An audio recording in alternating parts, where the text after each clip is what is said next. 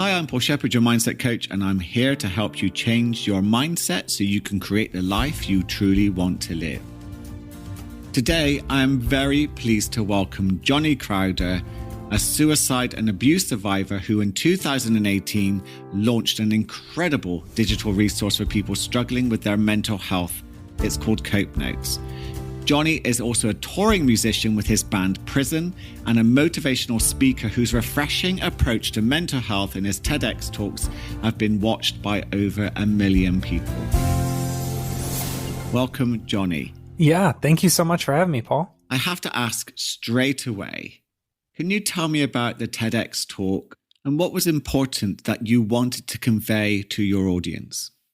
I think it was just that we have this expectation that the brain will get with the program. Like right when we decide that we're going to change something in our lives, we expect our brain to like hop to and act immediately. But actually, our brains don't want to change overnight. They are very used to like routine and structure. So I wanted people to understand, like, you know, if you don't magically feel better after one therapy session or after reading one book, that is not your fault. It's not because you're stupid or you're not applying yourself. It's like, that's just a product of the brain functioning at the pace that it normally functions. And the comparison that I've made before is like, we don't expect to do a couple push-ups and be huge and swole and have really defined muscles. We know that that takes time. And the talk really goes into detail as to why your brain takes a long time to make those changes.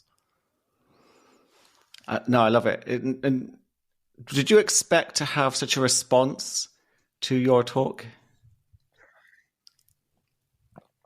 I certainly prayed for it, but there are TED Talks out there with 20 million views or something. There are also so many TED Talks. I never knew this before. There are thousands upon thousands of TED Talks that have like 50 views, 100 views. I mean, there's just so many of them. So I knew I had no idea what to expect. I know I prayed like, God, let this reach as many people as possible. But as far as expectations, I was just hoping that like the people who did watch it, however many people that would be, would feel like they could judge themselves less and have a little more hope for their own mental and emotional progress.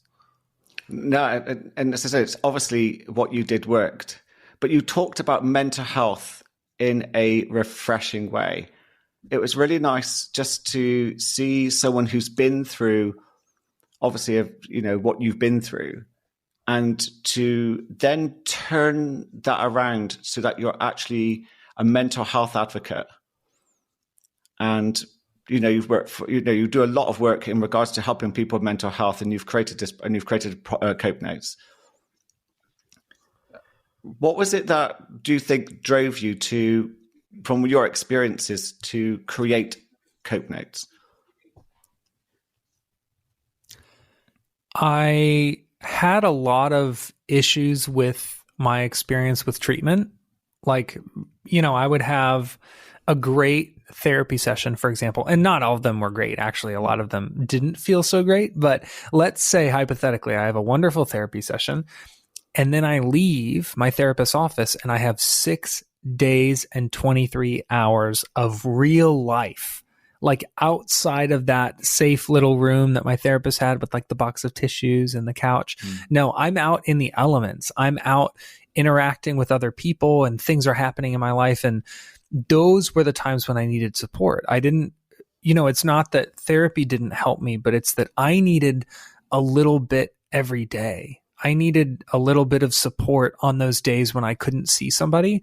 And honestly, the hardest part was me mustering up the initiative to do something on those days. Like, think about it. If you want to not feel depressed anymore, but a depression symptom is lack of motivation, then how are you going to have the motivation to end your own, or to work towards ending your own depression? Like, it was this cycle of me wanting to feel better, but not knowing what to do next, or not having the energy or the motivation to do something, even though I wanted to see change. So I was like, how can we fill those gaps those days when people aren't seeing the normal people that support them in a way that doesn't require them to make the conscious decision to use the resource. Because if you bought me a book, a self-help book that would have changed my life, but it sits on my dresser and I never open it, then you didn't help me. So I was like, how do we make a book that like basically places itself in somebody's lap once a day and says like, read a couple sentences, you know? And so this is how Cope Notes was formed. And so talk me through the science of Cope Notes. What was it that, again, it's because I know that a lot has gone into this, and I know that you're a bit of a geek when it comes to the brain. And, you know, I mean, again, to tell me, you know, what is it that forms, the bones of Cope Notes and what a person would get from getting these messages? Yeah, this is actually the science behind Cope Notes is why I wanted to do an interview on a show that has mindset change in the title. Because this is like the most empowering thing that I ever learned was that you can change the way you think about things. Honestly, this should be taught in schools, in public schools. Like I thought I was doomed with a brain that just viewed things from a negative perspective, that was angry and spiteful and bitter and cold. And that's the way I lived my life. I figured, well, this is the brain I'm stuck with. That's the way it's always going to be. And interestingly, when I was in school, for psychology, I was learning that I was learning all about neuroplasticity and brain training, and how just like you can shape your bicep by doing bicep curls, you can change the way your brain is shaped by doing mental exercises.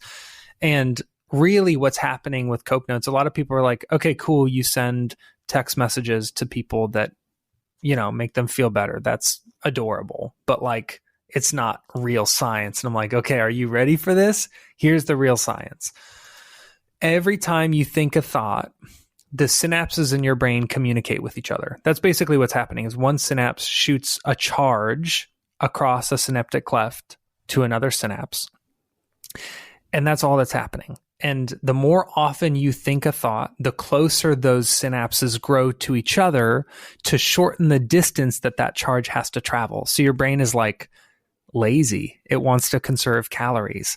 So if you think a negative thought like, my laugh is annoying, or I'm not smart enough to work at my job, those negative thoughts, the more often you think them, the more comfortable they are for your brain to think.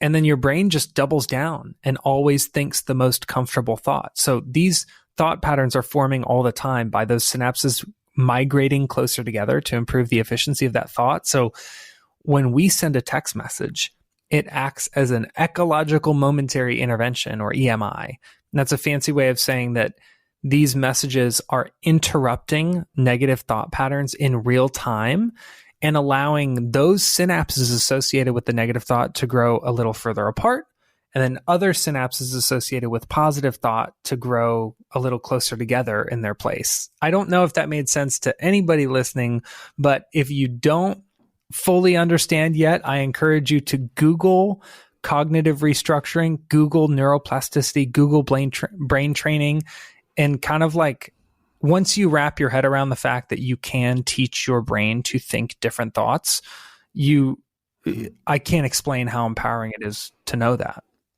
No, I was with you. I just was recalling as you were talking how I thought the same thing. When I had anxiety, I thought I was going to be stuck with it forever. I didn't know that thoughts, were not real. I just thought that the way that I was thinking was going to be it forever. And that I was going to be stuck with my anxiety forever. I couldn't see a way out of it. And as I said, when I realized that actually I didn't realize that I could, just by thinking differently, I began to rewire the brain. I didn't realize that. And like CBT is useful for that. But it does really point at, doesn't it, that our narratives really do shape our brains. What we say to ourselves, what we think, has such a huge impact on the way that we experience reality. And so your notes actually encourage a change in that thinking. So instead of, if we're comfortable thinking negative thoughts, your Cope Notes create a little bit of distance so that someone begins to think and feel a little differently. Yeah, I think a lot of people, including myself, for a long time, I thought that if I have a negative thought, that's the thought that I have. Like, that's just what's happening in my brain. What am I supposed to do about that? I didn't realize that I could challenge negative thoughts. So, for example, if I think, my friends don't like me, if I think my friends don't want to spend time with me, and the reason why I didn't get invited to my friend's birthday party was because they don't like me. And then that's the thought that exists in my brain. But then I can challenge that and say, well, wait, let's consider a few other factors here. Number one, they went to a hookah lounge and bar, and you're clean and sober, so you don't smoke or drink. They know that last time you invited them to a pool hall that they smoked inside, you said you didn't want to go inside because you have asthma. So let's kind of think about maybe there's some other details here that you're conveniently leaving out to make it sound like your friend doesn't like you. And it's almost like you play a lawyer in your head, and the negative thought is on one side of the stand. That's like the prosecution. And then you have your defense lawyer. That's like, well, wait a second. I don't know about that. Have you considered this, this, and this? And it's like you can create a dialogue inside of your mind where you can consider, maybe I don't suck. Maybe I'm not weak. And you can kind of stick up for yourself. And most people don't know that they can defend themselves that way. So with your cope notes, you send people questions as well. Is that right? And so there are things that they can begin to think about. So it's not just statements like a positive, you are awesome or anything. I don't know what you send, but what is it that a person would receive that would get them to question their thinking? Yeah, I think a big misconception around code notes is like, oh, you just text people like smile or be happy. And it's like, that's not helpful. Like what? I mean, you could see that on a coffee mug. That's not really, where's the psychology in that?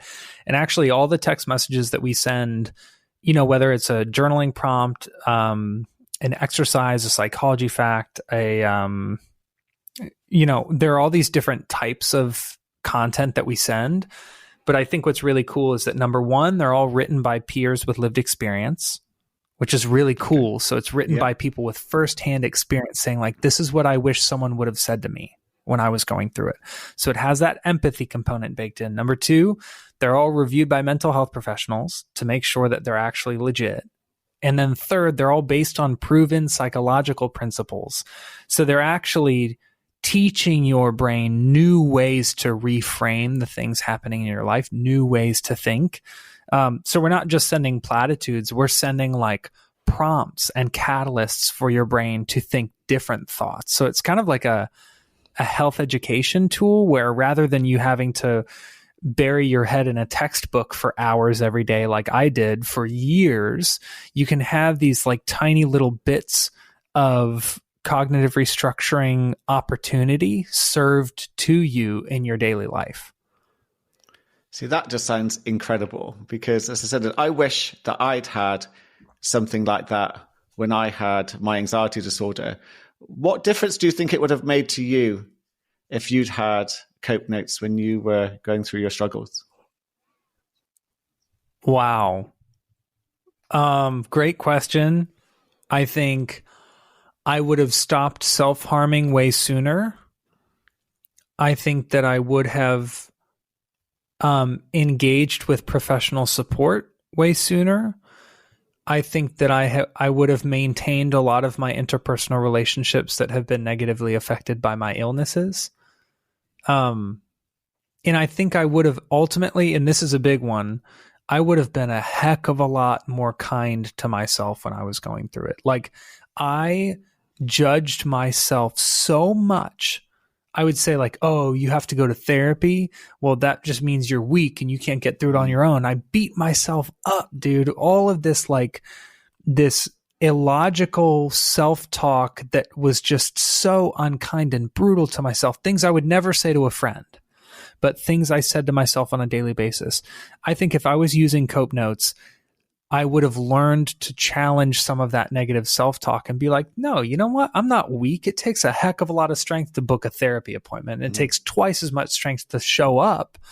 And I would like that ability to stick up for myself, I think would have changed my entire recovery journey and ultimately made it a lot more bearable and a lot shorter. I agree. I think if I'd had notes like this, I think I would have been kinder to myself too. I thought I was a failure for not being able to sort this all out by myself. I might have taken medication sooner and I might have had therapy a bit earlier, but it was all of these things where you're kind of tricked by a mental health condition into thinking there's shame around it and that you should just deal with it by yourself. And a product like Cope Notes encourages people to, reach out and get help. Because as I said, we isolate ourselves so much when it comes to mental health. And yet there's a plethora of really helpful support out there. So that's just why I like your product, because I know people that would really benefit from this. Dude, it's interesting to hear you share about that judgment and that shame, because think about it, like, imagine if your friend got a concussion playing football and he was like, dude, I think I should go to the clinic. Would you be like, oh, you're so weak for not being able to get through it on your own? Like, you should be able to take care of your brain on your own. No, you'd be like, bro, I'm pretty sure you have a concussion. Like, you do need to see a doctor. Like, it's all the time you hear people say like, well, if my ankle's broken, I go to the doctor. But a concussion is a brain. It's like the same part of your body. So we treat a concussion completely differently than, PTSD, for example. And they're not that different. Like, something happens to your brain and it needs care. Only on this side of the fence with concussions, we treat it one way. And on the other side with PTSD, we treat it completely differently. It's so illogical. It is. But I think that comes from that people still see mental health issues as in you're just thinking wrongly. And if you just think differently, then everything will be okay. Yeah, that's a caveat I want to make. Like, Cope Notes' whole approach is like, think healthier thoughts, train your brain to think in healthier patterns. All of that is great and very transformational, but I'm the guy who founded it, and I see a therapist once a week. So you can think healthier thoughts all you want, and it's going to make a huge difference. I'm not discounting the impact that can make. But for some people, I live with 5, 6, 7 different mental health diagnoses. I've experienced very severe trauma. For some people, like me, Cope Notes is a great thing to help, but it's not going to be my whole treatment plan. Like, it's kind of like, you can brush your teeth, but you should probably also floss. You should probably also go to the dentist. You should probably also not drink soda. There are lots of different components to that. So my encouragement to anyone listening is like, use Cope Notes. You don't need a diagnosis to use it. You don't need a prescription. You don't need to share personal health information or anything like that. It's really simple. Lots of people can use it. But if you're someone living with multiple diagnoses and could benefit from more treatment, don't stop there. There, like you said, there are so many great resources. Just, I encourage you to use more than one.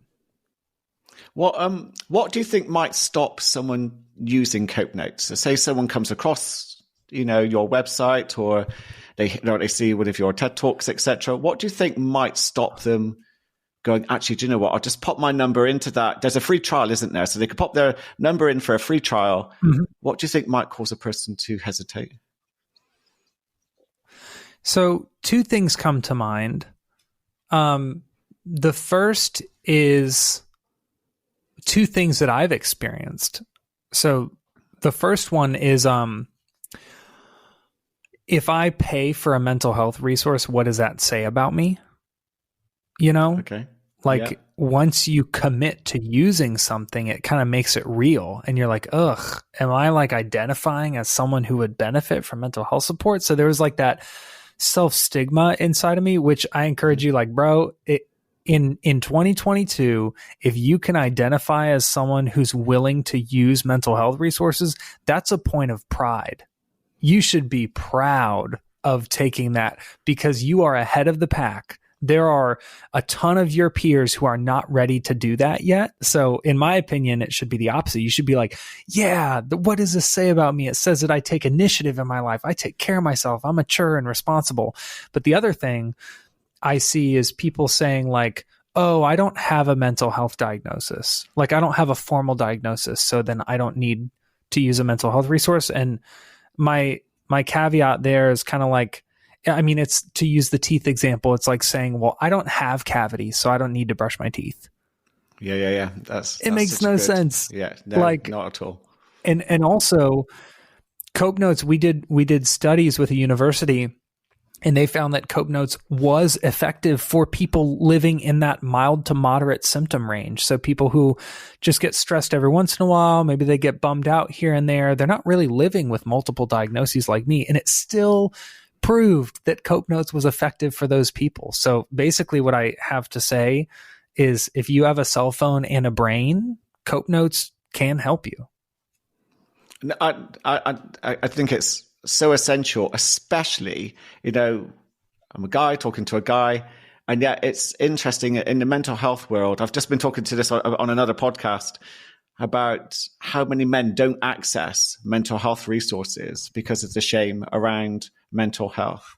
And it's something that I like to promote, as in it takes an incredible amount of strength and, to put yourself in a vulnerable position and ask for help or seek a helpful resource. So it's really, as I said, it's really refreshing. When I caught your TEDx talk, the way that you were talking about it and the way that you're so relatable to your audience with and so open with everything that you've been through is, as I said, I think that leads a lot of people, a lot of men, to actually seek help through a service like yours, or just to seek help from, what would be, suitable for them if they're, hesitancy with Cope Notes.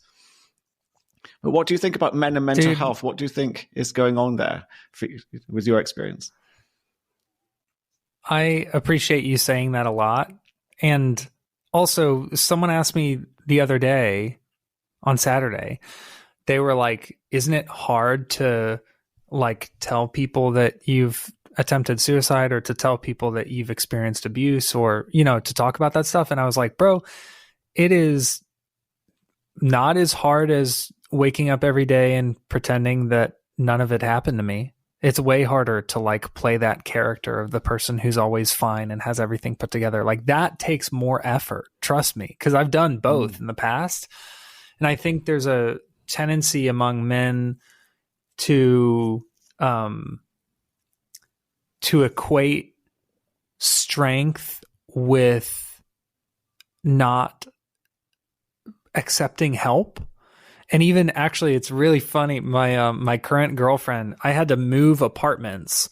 I moved from Tampa to Clearwater, and I was moving apartments, and my girlfriend was like, hey, let me come help pack up stuff and move boxes. And I was like, no, don't worry about it. And she was like, you're going to try to move by yourself? You won't allow me to pack stuff up and carry boxes? And I'm like, well, I just know you have a lot going on. I don't want to bug you. And she was like, this is what I'm talking about. And she kind of broke it down for me. This is why men wind up getting sick, because they don't go to the doctor.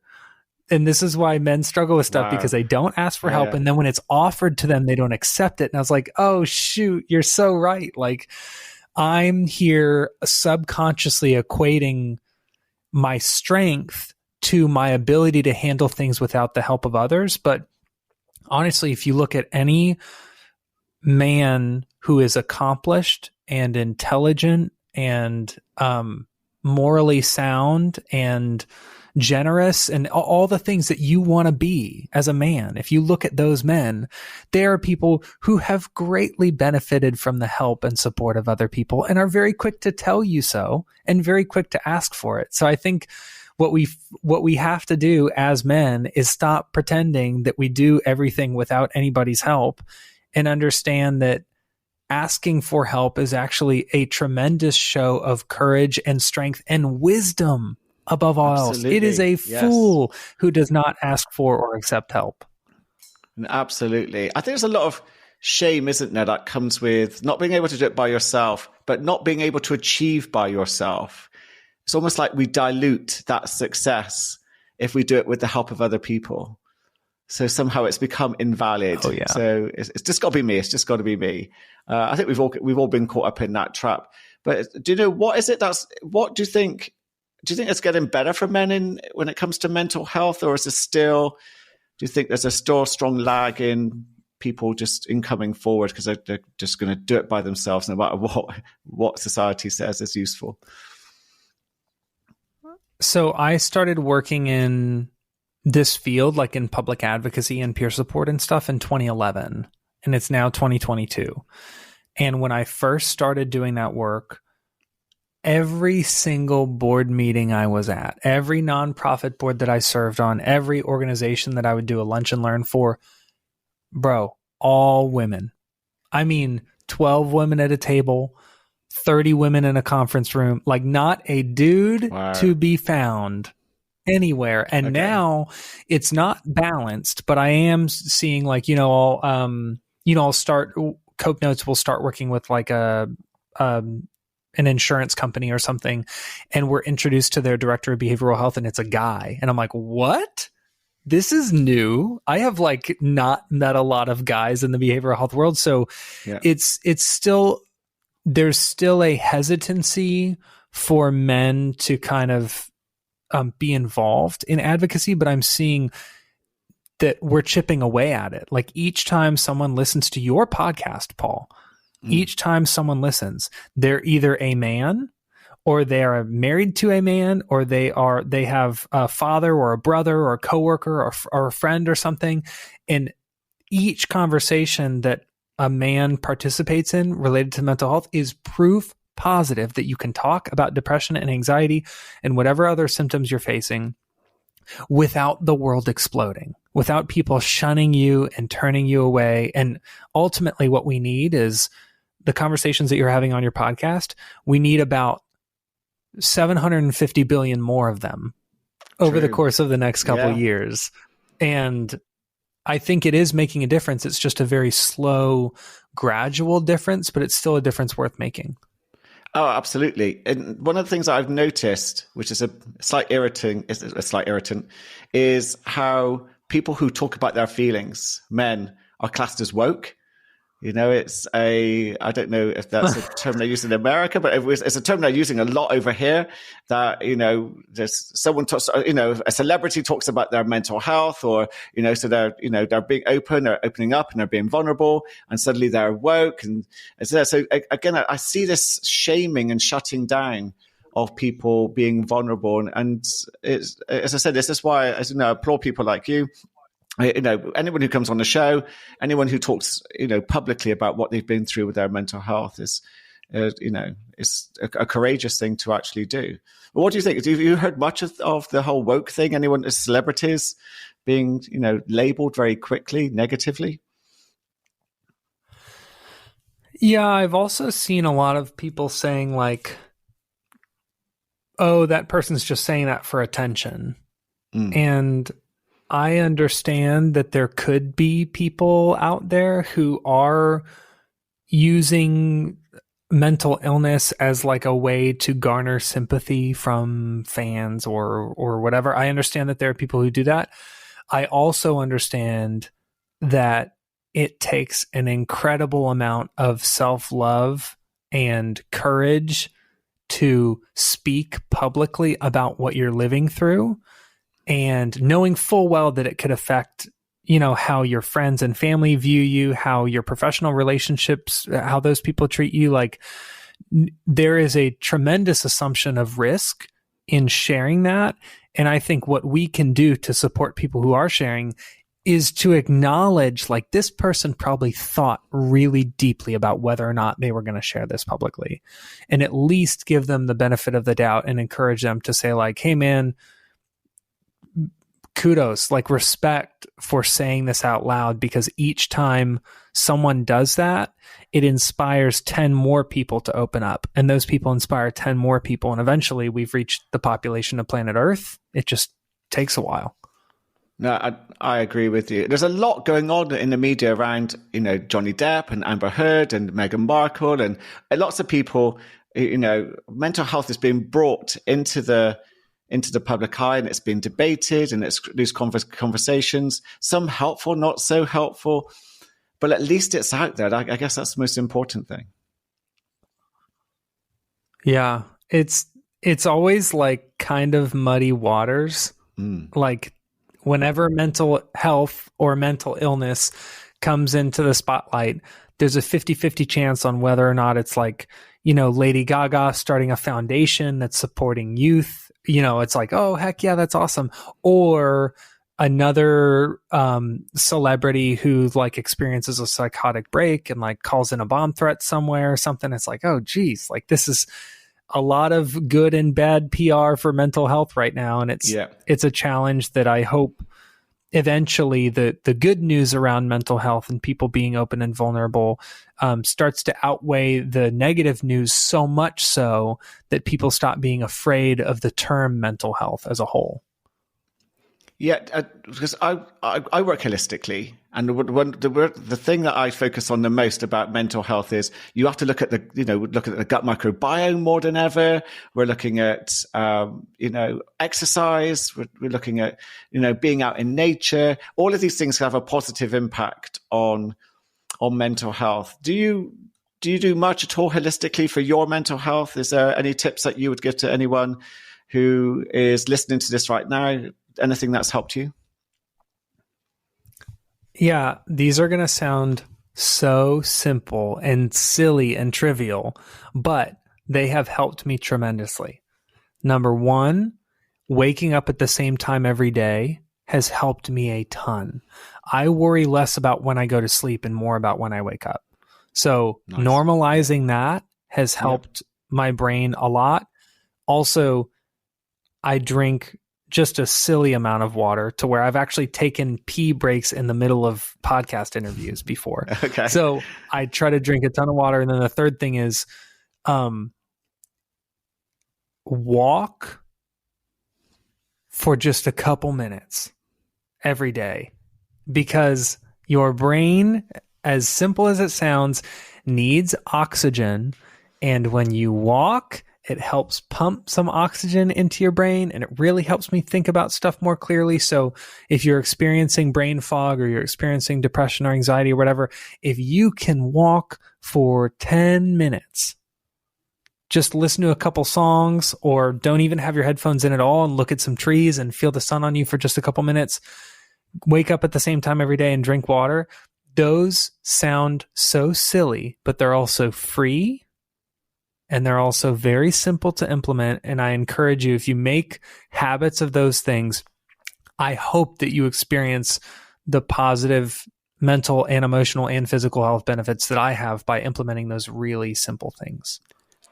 Just listening to you talk about the sleep thing, I was reading the other day that your gut microbiome has its own circadian rhythm, its own body clock, and it can get upset if you don't go to bed at a certain time and wake up at a certain time, so that it disrupts your serotonin and your dopamine production.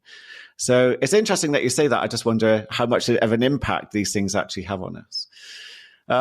Just wanted to ask you very quickly before we wrap up. I could talk to you all day about Cope Notes, and as I said, anyone who wants to subscribe to Cope Notes, I heartily recommend it. Please do check out the website in the show notes.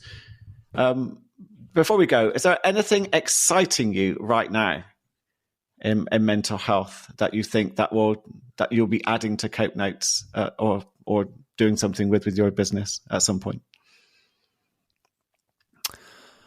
One thing that has made me really excited recently is the focus on caregiver support.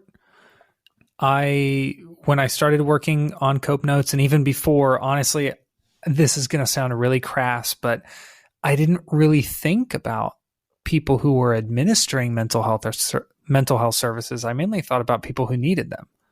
So I was thinking about people like me.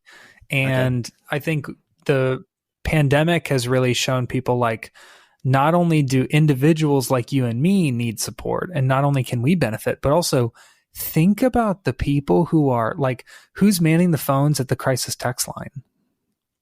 True. Who are your caseworkers and social workers at your local agency who's helping support foster youth? Like, do you understand the mental and emotional strain that those people experience in their daily work? And then they go home and have to have like a normal conversation with their husband, or have to have like, have to deal with whatever happened at their kid's school that day. Like, those people are so freaking brave and strong and generous.